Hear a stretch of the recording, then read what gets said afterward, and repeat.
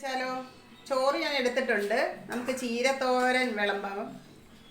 നല്ല ചുമല ചീര വെച്ചിട്ടുണ്ട്, നല്ല ചീരയായിരുന്നേ. പിന്നെ നമുക്ക് അയലക്കറി ഉണ്ട്.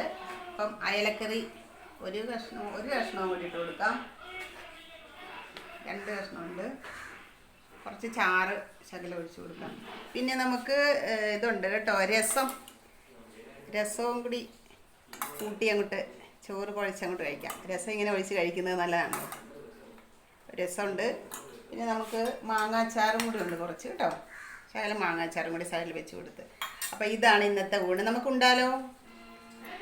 അയലയുണ്ട്, ചീരയുണ്ട്, രസമുണ്ട്, മാങ്ങാച്ചാറും കൂടി ഉണ്ട്. നമുക്കങ്ങ് കഴിക്കാം, ചൂടോടുകൂടി കഴിക്കാം. ഓക്കെ, നല്ല ചൂടുണ്ട്. അപ്പോൾ എല്ലാവരും വന്നോളൂ, നമുക്ക് ലഞ്ച് കഴിക്കാം.